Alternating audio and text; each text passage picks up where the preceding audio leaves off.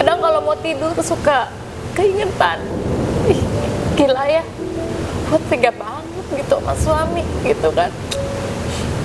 Pas dia sakit gitu kan, pas dia lagi butuhin saya, aku malah pergi kerja, malah acuhin dia gitu. Ya sekarang nyesel banget, andai waktu bisa diulang, aku pengen perbaiki semuanya. Sekarang mau minta maaf juga ke siapa, nggak bisa. Yang saya sedih, dia tuh kemana-mana selalu pakai cincin nikah. Tapi aku nggak pernah pakai. Tapi sekarang dia nggak ada, aku baru pakai cincin nikahnya. Sekarang aku menyesal banget setelah kehilangan.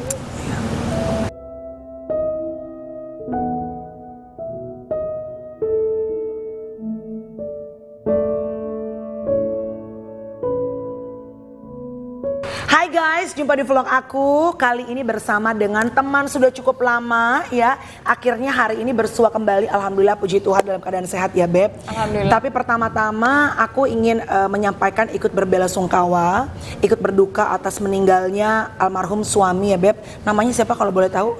Namanya suami Christian Bradah. Christian Bradah, yang kemarin mungkin teman-teman juga tahu baru saja berpulang dalam kondisi yang mungkin banyak orang yang kenal juga kaget ya Beb, karena nggak tahu bahwa almarhum Christian ini ternyata sudah ada penyakit dan sakit. Taunya kan kita beliau tuh sehat-sehat, ya kan, sama kamu juga terakhir ketemu di Kopi Viral masih keker, masih strong gitu. Ternyata balik lagi emang usia, umur kita nggak pernah tahu ya. Betul. So aku akan ngobrol-ngobrol bersama dengan Baby. Please welcome on my vlog, Baby Margareta. 1, 2, 3, jawab semuanya. Oke, Beb, kalau boleh tahu, hari ini suami sudah berpulang berapa hari? Sudah ada sekitar 4 minggu.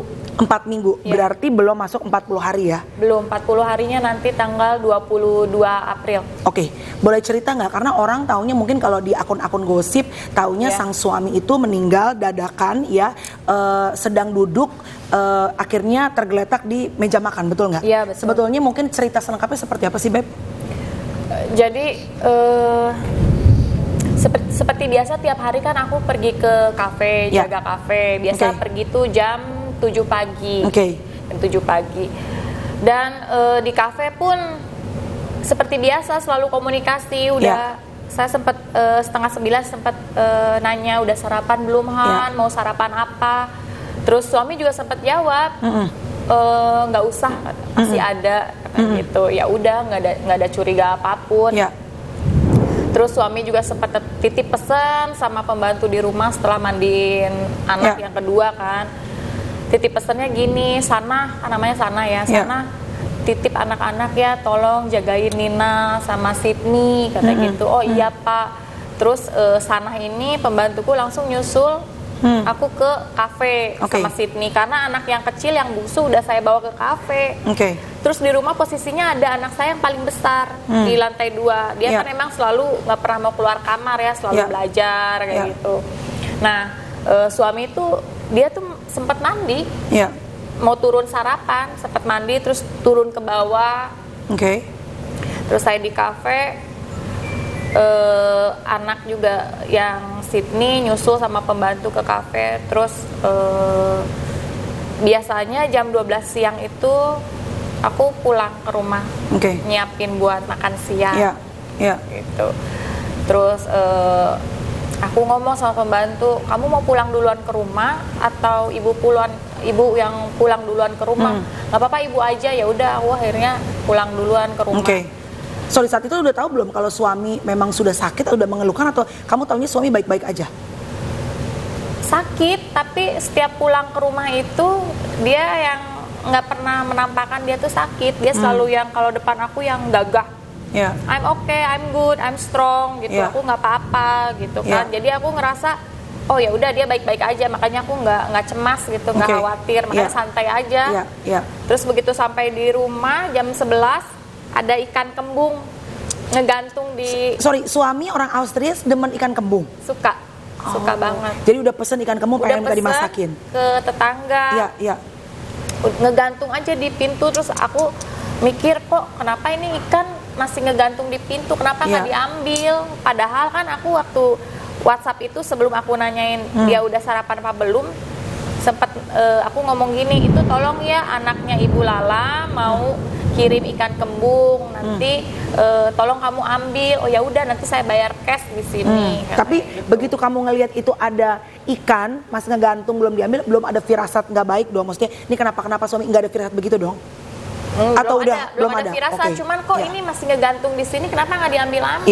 Gitu kan. Masuk ke rumah, and then aku ambil ikan, masuk ke rumah, oh dia lagi tidur di meja. Jadi kamu lihat tuh kondisi suami kamu di meja makan tiduran kayak apa? Begini tidurnya. Jadi kamu pikir dia almarhum lagi tidur? Tidur, karena kan 2 minggu terakhir sakit ini emang dia selalu tidur di meja makan, tertidur sebentar. Mungkin dia nahan sakit dengan posisi yang duduk seperti itu, mungkin nggak begitu kerasa mungkinnya sakitnya. Jadi dia nyaman dengan posisi seperti itu. Dia tertidur kayak gitu, aku nggak mau ganggu dong. Terus anakku yang paling besar, yang nomor 1 turun. Pamit mau ke rumah neneknya, nih pamit mau ke rumah nenek. Oh ya udah, terus mau pamit ke almarhum kan, mau biasa kan suntangan, mau pamit.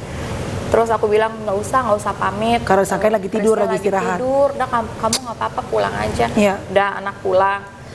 Terus aku sempat ngeliatin beberapa menit, kok ini kayaknya nggak gerak-gerak, karena di rumah itu berisik kan, ada Sydney lari-lari sana sini. Oh dia gitu terus gitu? Gitu terus nggak ada respon. Biasanya kalau Sydney teriak-teriak apa dia selalu kebangun. Terus aku coba ke dapur, aku mau buatin bubur ayam, bolak-balik ngeliat kakinya, kenapa kok biru-biru kayak bulat-bulat gitu, apa sih bahasa Indonesianya? Kalau kata Sundanya mah genek ya.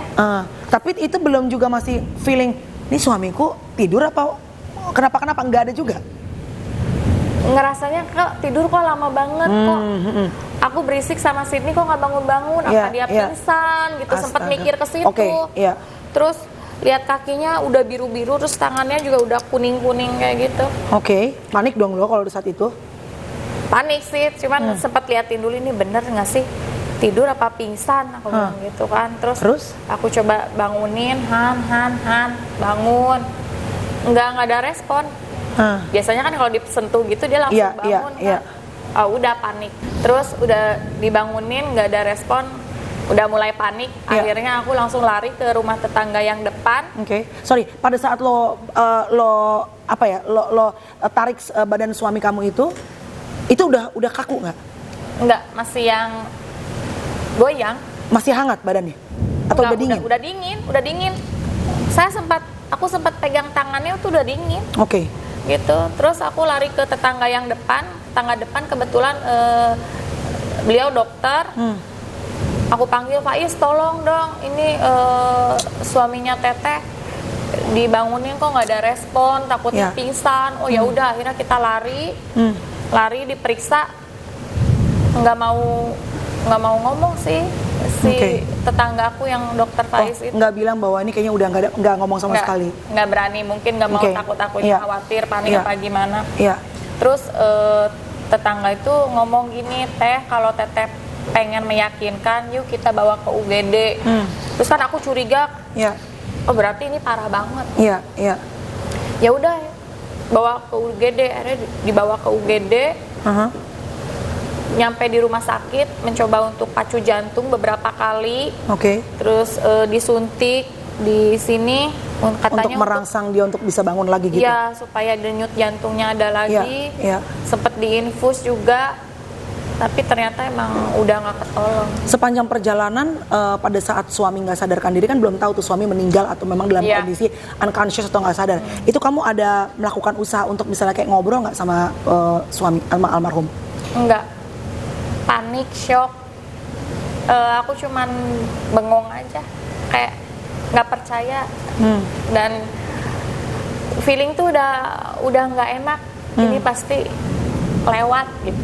Ada feeling seperti itu? Iya, karena mukanya, wajahnya itu udah biru semua. Ini udah biru semua gitu. Ya, tapi masih berharap dong, maksudnya masih berharap bahwa ada mukjizat, suami masih minimal hanya unconscious aja tapi masih bisa bangun gitu. Sempat waktu dipacu jantung pun peredaran darahnya lancar lagi, dan itu yang biru-birunya tuh sempat hilang dan sempat hangat lagi. Loh, berarti sempat ada nggak ada. Okay. Cuman kan mungkin karena dipacu jantung di listrik kali ya, jadi peredaran darahnya itu lancar lagi, jadi sempat badannya hangat lagi, sempat happy di situ, sempat aduh ada harapan ada gitu harapan gitu kan, kakinya hangat lagi, aku sempat pijit-pijit, pegangan, bangun gitu, bangun. Tapi ternyata dokter udah berusaha maksimal, emang udah nggak bisa ketolong gitu. Wow, begitu dokter bilang bahwa Christian sudah pergi, kamu termasuk yang langsung bisa nangis, gubir, atau justru kayak belum jejak gitu loh? Ini bener mimpi apa? Ya. Nggak bisa nangis. Aku cuman bengong, terus aku ngabarin keluarga, tolong dong ke rumah sakit. Saya bilang, ini Chris meninggal. Nggak sampai hati ngomong gitu. Ngabarin sama keluarganya yang di Austria juga berat. Nggak berani karena aku ngerasa bersalah. Jadi aku pikir aku ada turut andil suaminya dia meninggal tuh gara-gara aku gitu. Kenapa Beb kalau boleh tahu? Maksudnya memang suami kan usia tidak muda lagi memang. Tapi kenapa kamu ngerasa jadi turut ambil andil? Apa sih yang kamu rasain gitu? Feeling guilty apa yang kamu rasain saat ini setelah almarhum berpulang? Ya seperti kita tahu lah, kita rumah tangga pasti akan ada selalu kerikil-kerikil kecil. Betul. Apalagi kita beda negara, beda kultur, budaya. Kadang ada aja selisih gitu. Betul. Kadang aku selalu menyimpan kekesalan gitu, tapi aku pendam gitu kan. Terus pas dia sakit 2 minggu terakhir mau meninggal itu, aku sempat menawarkan suami untuk yuk kita ke UGD. Sepertinya kamu parah banget karena dia udah ambil handuk basah, dia pukul-pukul ke punggung. Berarti kan emang udah parah banget, karena sebelumnya emang dia tuh selalu sehat, jarang sakit. Kalaupun sakit dia cepet sembuhnya. Nah aku ngerasa dia tuh kayaknya waktu itu tuh parah banget. Makanya yuk kita ke UGD. Nggak usah katanya, I'm okay, I'm good. Nanti kalau aku habis minum paracetamol pasti hilang. Ya udah aku lanjut tidur karena kan aku habis dari kafe capek, aku harus ngurus anak-anak 2 juga kan, harus bangun pagi lagi. Ya udah aku tidur, tapi aku dengar sih di luar itu dia gelisah, nggak mau diem karena mungkin nahan sakit Terus dia tiduran di sofa di luar kamar, terus dia tuh keringetan kayak gitu. Tapi akunya yang cuek dah, bodo amat lah. Namanya bule itu kan sehat, kuat. Orang tuanya juga kan umurnya panjang. Aku selalu mikir begitu gitu. Jadi aku tuh yang kayak acuh nggak acuh gitu, yang udah biarin aja. Dia bilang oke, dia bilang bagus, berarti dia baik-baik aja gitu. Tahu udah gue ajakin juga ke rumah sakit gitu. Mungkin pemikiran kamu saat itu Terus, tidak ada pemikiran sama sekali kalau ternyata umurnya akan secepat itu gitu ya Beb? Iya, itu benar-benar di luar dugaan aku banget. Terus hari-hari berikutnya juga dia demam sembuh, terus dia mengeluhkan sakit perut gitu. Terus aku juga sempat tanya lagi 2 kali, mau ke dokter nggak? Yuk ke dokter. Kebetulan aku juga punya saudara yang dokter. Udah yuk ke dokter aja, gratis kok. Aku bilang sampai gak aku gituin, nggak usah bayar, ini saudara sendiri. Nggak usah. Aku bisa handle. Terus dia bilang aku udah konsultasi sama dokter di Austria, teman aku. Ini pengobatannya cuman ini herbal, cuman teh anget, dikasih serai, terus kasih jahe, gula sedikit, sama madu. Padahal dia bule ya. Biasanya bule kan lebih nggak tahu. Kalau suamiku tuh modelnya lebih logik gitu. Malah aku yang kadang-kadang suka takut ke dokter. Kalau suamiku tuh malah kalau ada apa-apa langsung cek, mendingan tahu sekalian gitu. Kalau dia justru ibaratnya lebih senangnya herbal gitu ya almarhum ya. Iya, betul gitu. Beb, waktu pada saat dulu menikah kan banyak orang yang heboh tuh. Karena kan kaget Baby Margareta tiba-tiba taunya kamu pacaran sama siapa gitu nih. Kalau flashback dulu menikahnya sama yang usianya kamu berbeda berapa tahun sih sama Christian? 21 tahun bedanya sama Christian. Saat itu apa yang membuat kamu tuh akhirnya, kalau boleh flashback sedikit, yang jatuh cinta sama almarhum tuh sifat apa? Karena pasti yang deketin lu tuh yang muda, yang usianya jauh, itu kan pasti banyak Beb, pilihannya pasti banyak. Apa yang bikin lo saat itu yuk mau gitu sama almarhum? Ya, karena kan sebelumnya juga udah pernah lah menjalin hubungan sama yang seumuran, tapi kan emang nggak berjalan lancar. Dan di situ kan aku juga sebelumnya udah punya anak ya. Jadi aku mikir aku harus cari yang lebih tua dari aku, yang dewasa, yang bisa ngemong anakku, yang bisa ngemong aku, yang bisa memberi kenyamanan, terus bisa sayang sama keluarga dan anak. Jadi akhirnya saya memilih yang lebih tua. Terus di Kris tuh semua itu ada. One whole package. Dan keluarganya nggak ribet gitu loh. Dan dia tuh nggak ngelihat background aku dulu model seksi apa gimana model apalah gitu. Jadi kalau buat dia tuh kalau udah yuk kita menjalin hubungan yang lebih serius, ya udah yuk, nggak pernah ngelihat ke belakang, nggak pernah ngungkit yang lalu-lalu gitu. Oke, jadi itu adalah karakter walaupun usianya jauh di atas kamu. Kan sempat heboh tuh Baby Margareta menikah dengan bule yang usianya 21 tahun di atas Baby Margareta. Tapi sepanjang pernikahan justru menikmati ya Beb dengan usia yang jauh di atas kamu ya gitu. Sekarang anak-anak Crystal sama Sydney tahu nggak papanya sudah nggak ada? Nggak tahu, belum, masih terlalu kecil sih. Aku juga bingung nanti kalau udah besar mau jawab apa, bingung. Tapi kalau anak kamu dari pernikahan sebelumnya tahu ya? Tahu, kemarin juga anak yang paling besar juga ya nangis, kehilangan banget karena biasanya kan kalau pagi-pagi suka dipanggil sarapan kan susah turun, gitu kan. Sekarang udah nggak ada yang manggilin, udah nggak ada yang masakin, terus nggak ada yang ngasih nasehat gitu kan. Jadi benar-benar kehilangan banget. Pada saat penguburan Crystal sama Sydney nggak ikutan? Nggak ikut, karena terlalu kecil sih. Kalau di kita kan takutnya apa ya? Takutnya sawan gitu kalau anak kecil dibawa ke pemakaman. Yang paling yang pertama dari Christian usianya berapa? 3 tahun setengah. Sydney? Iya, yang Sydney. kedua? Yang kedua 1 tahun bulan ini. Masih kecil banget ya Beb? Iya, makanya. Jadi bilangnya panggil apa? Daddy? Daddy kemana? Kalau ditanya sama orang, Daddy tidur, Daddy sakit, Daddy nggak mau main gitu. Wow. Almarhum itu mualaf ya, Beb? Mualaf ya. Berarti ini adalah tahun ketiga almarhum Ramadanan bersama kamu. Sorry, kemarin, tahun lalu ya? Iya. Ini tahun keempat. Ini tahun keempat harusnya. Jadi ini adalah bulan Ramadan pertama kamu tanpa suami. Tanpa suami. Gimana? Selain sedih pastinya. Gimana caranya untuk nguatin, karena baby aku lihat belum 40 hari udah mulai harus kerja untuk 3 orang anak, kan single parent sekarang. Ya, aku sih harus bertahan kuat buat anak-anak ya. Apalagi kan anakku ada 3, jadi harus pikirin masa depan anak-anak. Jadi belum 2 minggu juga udah harus kerja. Walaupun sebenarnya hati masih sakit sih. Berduka ya. Kalau diinget-inget ya kayak patah hati gitu. Kan kalau kita misalkan putus, cerai apa kan masih bisa ketemu gitu kan. Tapi kalau udah ditinggal meninggal kita nggak akan mungkin ketemu lagi gitu kan. Kita mau komunikasi juga kemana? Hanya ngirimin doa ya Beb. Cuma bisa ngirim doa aja. Tadi baby bagus banget sempat cerita bahwa aduh aku tuh ada perasaan nyesel karena kadang-kadang namanya suami istri ada kesel-keselan, wajar ya. Bukan cuma baby, aku pun sama suami pasti gitu. Ternyata nggak tahu usianya almarhum tuh pendek, tahu gitu. Aku tuh kemarin ibaratnya hal kecil aku tuh nggak ribetin, nggak cuek sama dia. Apa sih Beb yang aku dan juga viewers saat ini yang nonton yang bisa belajar dari pengalaman kamu kemarin dalam berumah tangga? Jangan pernah sia-siain arti kehadiran seseorang dalam hidup kamu. Nanti akan menyesal pada akhirnya kalau emang sudah kehilangan, kita nggak bisa apa-apa gitu loh. Jadi pergunakan waktu sebaik-baiknya dengan pasangan kita, dengan keluarga kita. Jangan buat kesal. Kalau misalkan buat kesal atau ada marah sedikit, ya istighfar gitu. Karena umur itu nggak tahu. Karena penyesalan itu selalu ada di akhir ya. Jadi kalau misalkan kita sama keluarga, suami, manfaatkan waktu yang sebaik-baiknya. Kalau misalkan ada selisih, harus cepat memaafkan.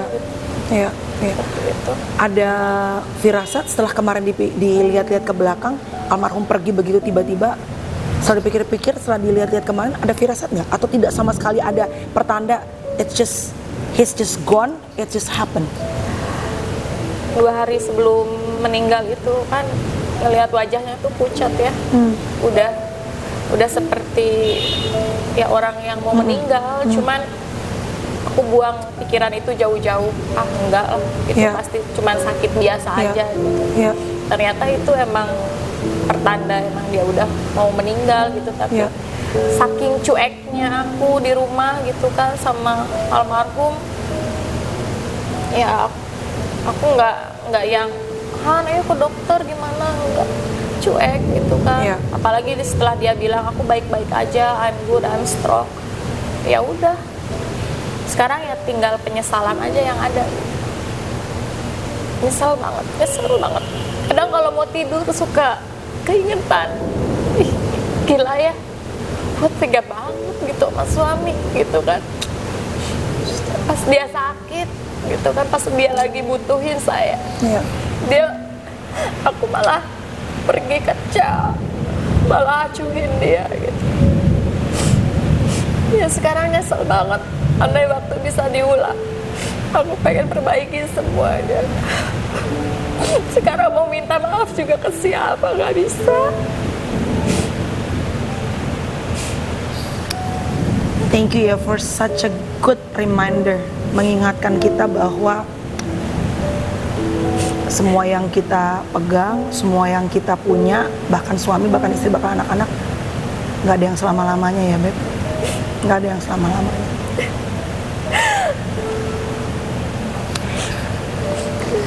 Semoga baby kuat di bulan baik ini. Semoga baby diberikan kekuatan sama Allah untuk melewati masa yang aku tahu sangat-sangat gak mudah.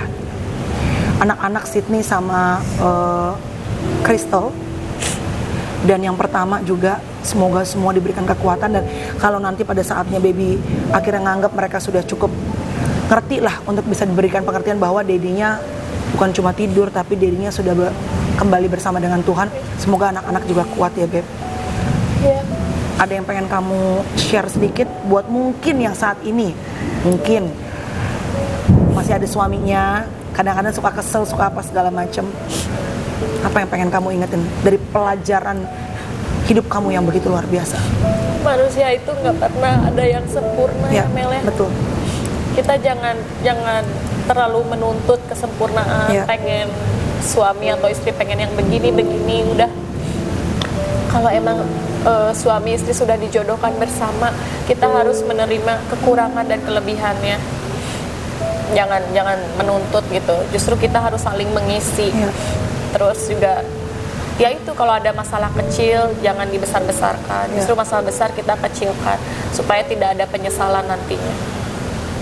Sekarang ini jadi pelajaran berharga buat aku. Apa ya, Tuhan tuh seolah-olah kayak menghukum aku gitu kan. Ini loh. Enggak dong. Karena kamu istilahnya yang terlalu cuek gitu kan, yang terlalu menuntut kesempurnaan, yang nggak bisa menghargai kebaikan suami sekecil apapun. Baby harus stop dong untuk menyalahkan diri sendiri, karena pada saat at the end of the day kan memang ternyata ibarat kontrak, manusia itu kan punya kontraknya di dunia, dan memang almarhum usianya sampai di situ kemarin ya. Tapi mungkin kita sebagai manusia yang masih shock gitu loh. Yang saya sedih, dia tuh kemana-mana selalu pakai cincin nikah. Tapi aku gak pernah pakai. Sama persis sama suami. Aku gak pernah pakai. Tapi sekarang dia gak ada, aku baru pakai cincin nikah.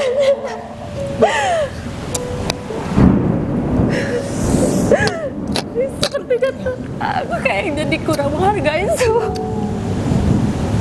Kenapa kamu nggak pakai? Aku mungkin terlalu menuntut kesempurnaan. Iya, kita kadang-kadang perempuan pengen A, pengen B karena ngerasa, mohon maaf, bisa cari uang sendiri, bisa kerja sendiri. Selama ini kan baby juga kan semua kan berjuang sendiri sebelum ada Chris kan gitu loh. Iya, kadang aku tahu kamu. Kadang perempuan itu ya kalau terlalu mandiri juga tidak baik. Jadi dia ngerasa tidak butuh siapapun dalam hidupnya, itu salah. Iya. Harus kembali pada kuadratnya. Perempuan itu walaupun dia kerja mandiri, tetap kita harus menghargai suami. Iya. Sekarang aku menyesal banget setelah kehilangan. Ini cincin kawin kamu sama Chris. Sampai saat Dulu dia nggak pernah pakai. Kenapa nggak pakai dulu? Kalau boleh tahu. Karena buat aku nggak begitu penting gitu kan. Terus aku pikir kan kalau dipakai pun kan takut hilang, jadi aku selalu simpan di lemari gitu kan. Tapi kalau Chris selalu pakai. Chris setiap hari dia pakai. Sampai saat dia terakhir berpulang, dia masih pakai.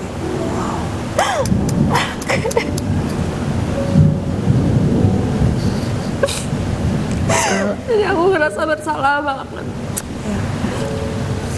Aku nggak tahu nanti anak-anak kalau tanya Daddy meninggalnya kenapa. Terus sih aku ngerasa bersalah banget karena ini ada andil. No, you have to start. Aku yang buat Daddy-nya meninggal. No, you have to stop blaming yourself. Karena sekarang yang kamu nggak bisa rubah apa yang udah terjadi. Dan aku percaya melalui vlog ini juga kamu bisa mengingatkan banyak pasangan, termasuk juga aku, bahwa again gitu ya, dalam rumah tangga kita nggak bisa mencari kesempurnaan. Hidup itu nggak selama-lamanya, kita nggak pernah tahu kapan. Kita berdoa kita dikasih umur panjang sama Tuhan ya Beb, tapi kita nggak tahu kapan waktu kita akan dipanggil. So use the time wisely ya, gunakan waktu dengan sebaik-baiknya. Dan sekarang Beb, stop blaming yourself. Yang penting kamu kerja yang halal untuk 3 anak kamu, karena semua beban sekarang ada di pundak kamu. Kamu yang harus berjuang sekarang. Ya. Insya Allah kuat. Sehat. Tapi harus kuat dan sehat. Merasa bersalah terus. Iya. Harus stop. Nggak boleh ntar kamu sakit. Kasihan anak-anak. Ya. Terima kasih Baby Margareta udah berbagi. Thank you very much. Such a good reminder tadi aku bilang, mengingatkan aku dalam rumah tangga aku, mengingatkan semua yang lagi nonton. Kuat dan sehat ya. Salam buat anak-anak. Thank you guys for watching. Semoga ada hal baik dan I'm sure there's a good message yang dibagikan sama Baby Margareta dalam perjalanan kehidupan beliau, dalam musim kehidupan yang begitu berat, kehilangan suami tiba-tiba. And rest in peace. Semoga almarhum Christian diberikan tempat yang terbaik dan anak-anak diberikan kekuatan. Amin. Baby, udah dong.